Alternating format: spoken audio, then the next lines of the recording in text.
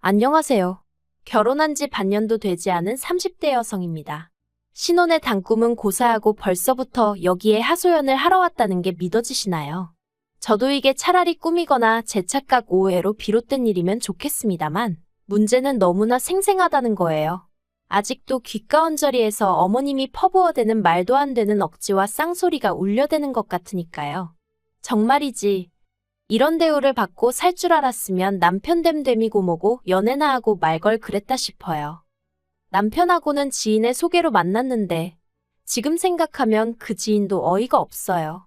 멀쩡하게 직장 다니는 저한테 왜 취업 준비로 바쁜 남편을 소개시켜줬던 건지 모르겠거든요. 하지만 그때는 저도 제정신이 아니었으니 그 소개팅을 받았겠죠.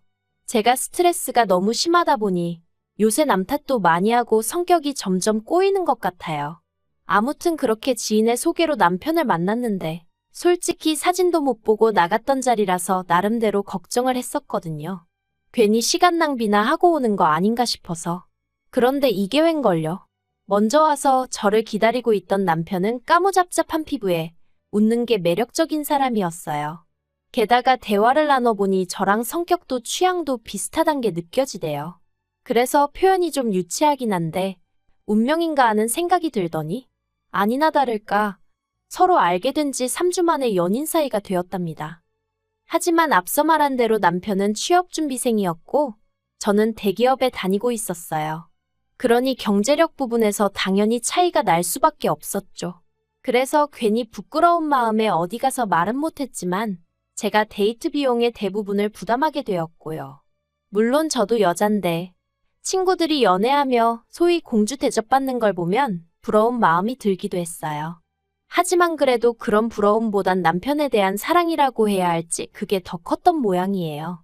그리고 솔직히 저희 친정이 경제적으로 넉넉한 편이거든요. 어려서부터 금전적인 부분에선 부족함을 느껴본 적이 없을 정도니까요. 게다가 지금은 그렇지 않지만 직장 생활을 시작하고도 몇 년 동안은 친정 부모님이 매달 용돈을 따로 챙겨주셨으니 남편에게 그렇게 돈을 쓰면서도 어리석게도 아깝다는 생각은 못했답니다. 그러다 사귄 지 2년이 되어가던 무렵 마침내 남편이 취업을 했어요. 솔직히 제가 기대하던 수준의 회사는 아니었지만 그래도 오랫동안 마음고생을 하다 들어간 회사였기에 진심으로 축하해줬고요. 취업 축하 선물로 제가 양복도 맞춰주고 명품 신발도 해줬죠. 지금도 쓰면서 또 속에서 열불이 올라옵니다. 지금 만약 누가 저처럼 연애하겠다고 하면 도시락을 싸갖고 쫓아다니는 한이 있더라도 뜯어말릴 거예요. 하지만 그땐 아무도 저한테 그렇게까지 안 해도 된다고 말해주는 이가 없었네요. 아무튼 그래도 남편이 취업한 이후로는 데이트 비용을 서로 반반 정도로 부담하기 시작했어요.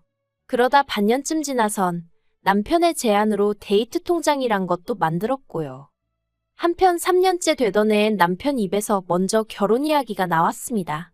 전 솔직히 그전까지 돈 쓰고 시간 쓰고 만나면서도 남편과 결혼까지는 생각해 본 적이 없었거든요. 그런데 남편은 하는 말이 자기는 예전부터 저에게 프로포즈를 하고 싶었는데 자기가 직장도 없고 이것저것 뭐 하나 준비된 게 없어서 말을 못 꺼냈었다는 거예요. 그리고 전 그 말이 뭐라고 나름대로 감동을 받았죠. 그래서 이후로 본격적으로 결혼 준비를 시작했어요. 그런데 어이없게도 말은 번지르르하게 해놓고 막상 까보니까 당장 돈부터 얼마 있지도 않더라고요. 사실 그전엔 결혼 생각이 없으니 남편이 월급을 받아 뭘 어떻게 쓰는지 아무 관심도 없었고 알려고도 하지 않았었는데 아무튼 황당해서 그래도 직장 다닌 지 벌써 1년이 다 되어 가는데 어떻게 돈이 하나도 없냐고 물었습니다. 그랬더니 한다는 말이 시댁에 빚이 있어서 자기가 그 빚 갚는데 좀 보탰다나요. 참고로 빚은 여전히 남아있는 상황이었습니다. 그래서 제가 상황이 이런데 결혼은 무슨 결혼이냐 하지 말자 했어요. 그런데 남편이 계속해서 결혼하고 안정된 가정을 꾸리면 돈도 금방 모을 수 있을 것 같다. 더는 시댁에 무작정 퍼주지 않을 거다. 그러면서 자긴 저 없으면 안 된다고 다른 사람들도 100% 준비하고 결혼하지 않는다며 저를 설득하려 들더라고요. 게다가 원래 제가 비혼까지는 아니었어도 결혼에 관심이 없긴 했었거든요. 그런데 남편을 만나고서 결혼한 해만의 소리가 나왔다 보니 친정부모님 입장에선 이때 저를 시집 보내지 않으면 안 되겠다 싶으셨던 모양이에요. 집은 우리가 해줄 테니 저더러 돈 때문에 헤어지고 그러지 말라면서 제 결혼을 독려하셨으니까요. 아무튼 그래서 남편하고 저하고 결국 결혼했습니다. 친정부모님께서 강남에 30평대 아파트를 해주겠다 하시는 걸 제가 부담스러워 싫다고 난리를 쳐서 제 회사랑 멀지 않은 곳에 위치한 20평대 구축 아파트로 들어갔어요. 그리고 이건 제가 대단한 효녀라서 그런 게 아니라 실은 남편의 부탁 때문이었습니다. 남편은 그래도 명색이 자기가 남잔데 자기 자존심이 어떻고 하면서 너무 큰 집은 안 받았으면 좋겠다고 했거든요. 게다가 이것도 지금 생각하니 엄청 찌질한 건데 저더러 한다는 말이 시부모님 앞에선 저희 둘이 대출받아서 산 집이라고 하면 안 되겠냐는 겁니다. 저희 집에서 집을 해주셨다고 하면 시부모님이 저보기 민망해하시고 쪽팔려 하실 것 같은데 아들로서 그 모습을 보는 게 괴로울 것 같다면서 말이죠. 그리고 전 어리석게도 그런가 싶어서 알겠다고 했어요. 그리고 실제로 어머님 아버님껜 집은 남편과 제가 대출받아 마련했고 둘이 여력이 없어서 예물예단은 생략하기로 했다고 했네요. 이때 어머님이 대놓고 못마땅한 티를 내시긴 했는데 솔직히 시댁 형편도 말이 아닌 상황에서 그런 어머님의 반응은 적잖이 당황스러울 뿐이었습니다. 그런데 문제는 남편과 제가 같이 산 집이라고 생각을 하셔서 그런 건지 어머님이 걸핏하면 저희 집에 오셨다는 거예요. 저는 결혼까지 한 달 정도 남은 시점에 여러 가지 이유로 타부서로 옮겨 재택근무를 시작했는데 어머님이 어찌나 자주 오시던지 이직한 제 자신이 원망스러울 정도였지요. 그리고 어머님이 오셔서 하시는 일이라곤 쓸데없는 간섭뿐이었습니다. 내 아들은 나가서 죽어라 돈 버는데 너는 집에서 에어컨 바람이나 쐬며 이러고 있냐? 내 아들은 나가서 뭘 먹는지도 모르겠는데 넌 고상하게 샐러드나 시켜 먹는구나. 그뿐만이 아니었습니다. 허구한 날 저희 안방에 제 허락도 없이 들어가셔서는 이건 언제 산 거냐? 이건 어디서 났냐? 불쌍한 내 아들이 벌어오는 돈으로 이딴 거나 사 나르고 정신이 있냐 없냐? 환장할 노릇이었죠. 심지어 딱히 당신 눈에 트집거리가 보이지 않는다 싶으면 옷장에 걸려있는 자켓 주머니를 뒤집어 까보기도 하셨는데 그때는 정말 진절머리가 날 정도였다니까요. 그리고 그런 일이 2달 넘게 반복되다가 결국 제가 더는 안 되겠다 싶어서 앞으로는 이렇게 아무 때나 오시지 말라고 한마디 했어요. 저도 집에서 일을 해야 하는데 어머님이 이렇게 수시로 오시니 일을 할 수가 없다고요. 그러자 어머님께선 맨날 집구석에서 탱자탱자 노는 주제에 거짓말도 잘한다며 그러면 당신이 안 올 것 같냐고 콧방귀를 끼시대요. 그래서 제가 농담이 아니라고 정말 일해야 한다니까. 그까짓 거 일해서 몇 푼이나 버냐고. 그러지 말고 당신이 아는 가게 소개해 줄 테니 거기 나가서 주방일이라도 해라 그러시는데 솔직히 저희 어머님이 제 재산 상태를 모르셨거든요. 남편은 자기 자존심이 상한다며 시댁에 얘기를 안 한 눈치였고 예물이니 예단이니 그런 것도 죄다 생략했으니 어머님 입장에선 나름대로 판단할 만한 기준이 없으셨던 거죠.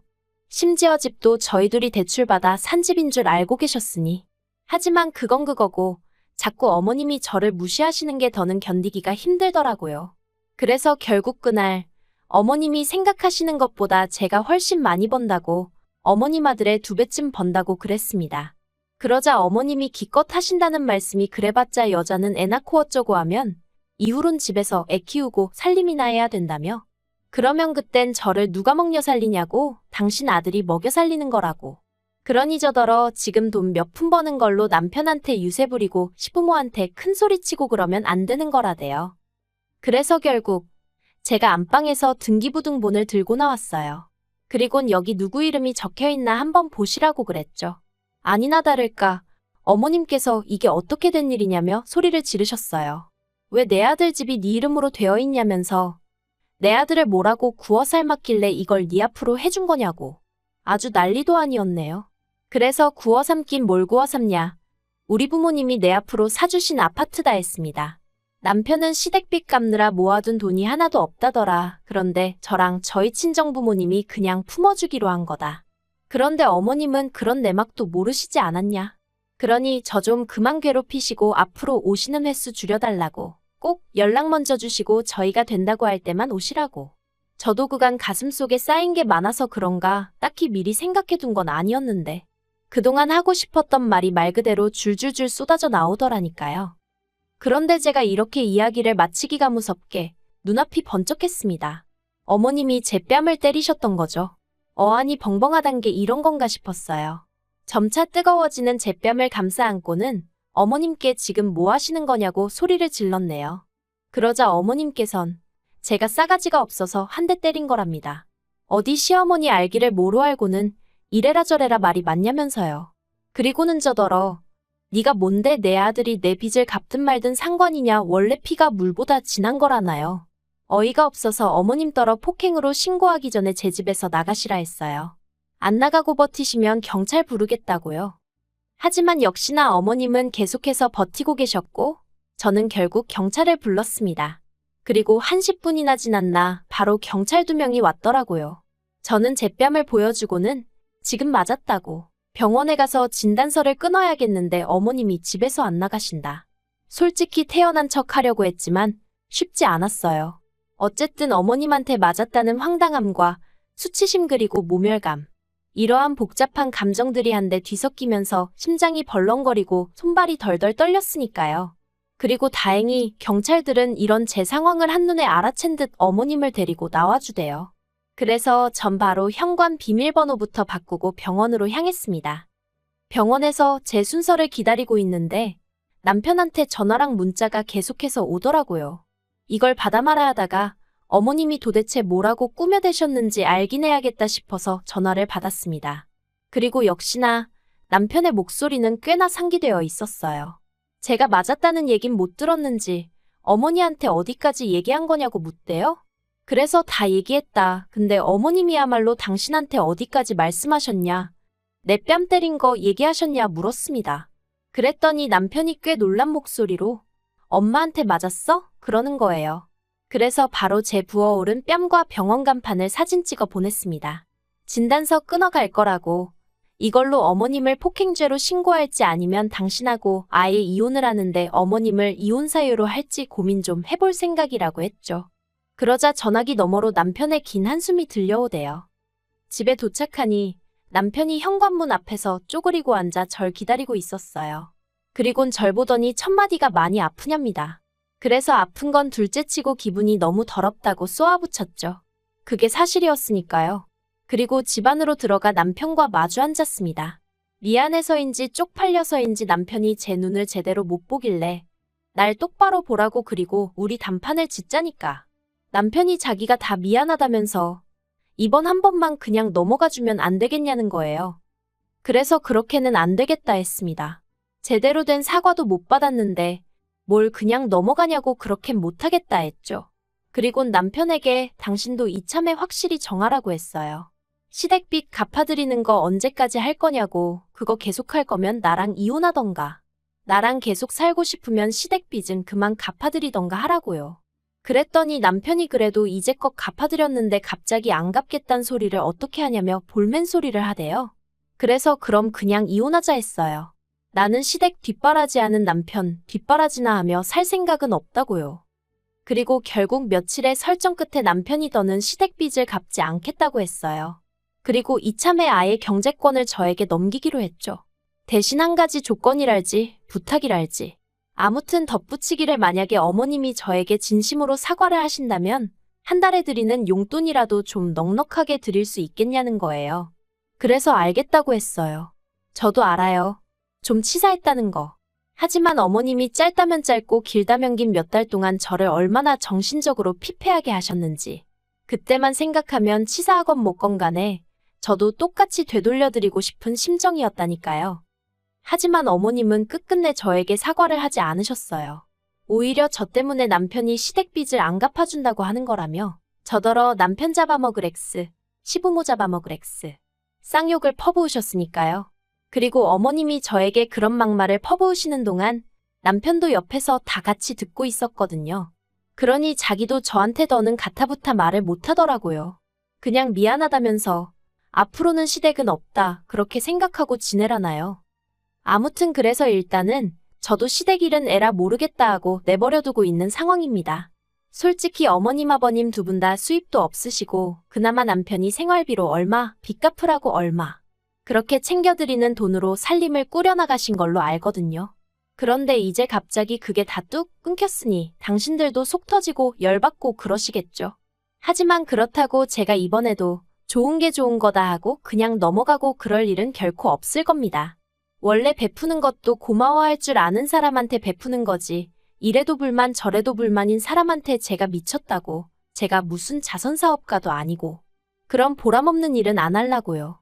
그리고 이러다 한 번만 더 어머님이 저한테 손대시면 그땐 남편 어머니고 뭐고 인정사정 없이 법대로 할 생각이에요. 분명히 말하지만 며느리는 어머님이 내킬 때 욕하고 손 나갈 때 맞아주고 하는 그런 하찮은 존재가 아닙니다. 그 점 분명히 알아두셨으면 좋겠네요.